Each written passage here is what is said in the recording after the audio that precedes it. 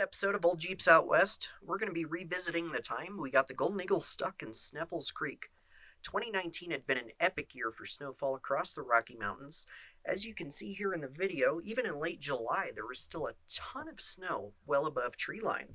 This year, 2022, there was pretty much no snow to be seen up here. So a lot of the water crossings across the San Juan Mountains were up higher than they have ever been before. We drove into this water crossing not realizing it was up as high as it was, even though we could tell it was up a little high. Also, the hood was off due to the vapor lock ferry visiting us quite a few times on this trip. Once the hood came off, the vapor lock was gone.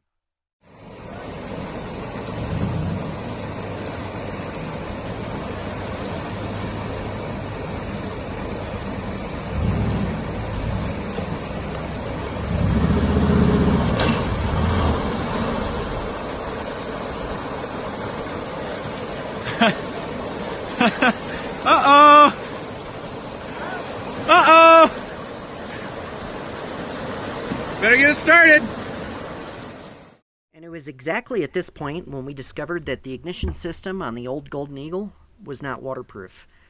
2 of the 3 wires to the Prestolite distributor had been chipped and retaped by the previous owner. When they got wet, they shorted out and killed the ignition.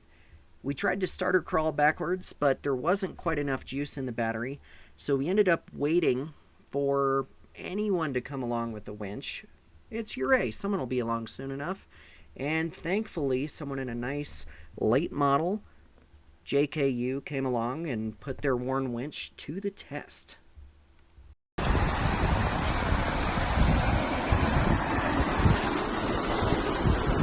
Our saviors have arrived. We are pulling the SS Golden Eagle across the river.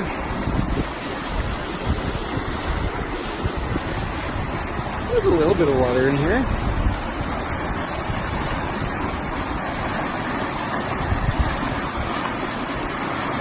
We're going to call this one the swim of the Dodo.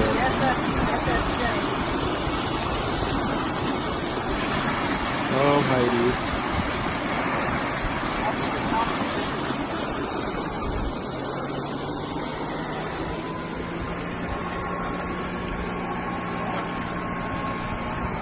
Beautiful Warren VR8000S recovering it. Hear that cooling fan doing its job? Sweet.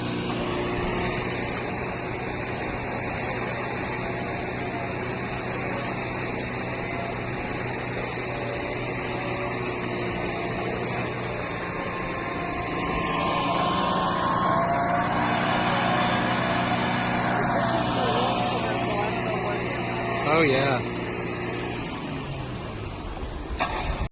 So after we got ye old Golden Eagle back onto dry land, the folks in the JK were nice enough to tow us to the top of the hill, and if you guys are watching, thank you again so much for rescuing us. We got to the top of the hill, headed towards Uray, without a running engine, and with enough pop starting, the Jeep eventually came back to life. We got back to camp no problem, had a great night, and hopped back out on the trail to do some more four-wheeling. Just goes to show you that you can have just as much fun in a crappy old Jeep as you can with a brand new one. Until next time, we'll be driving old Jeeps out west.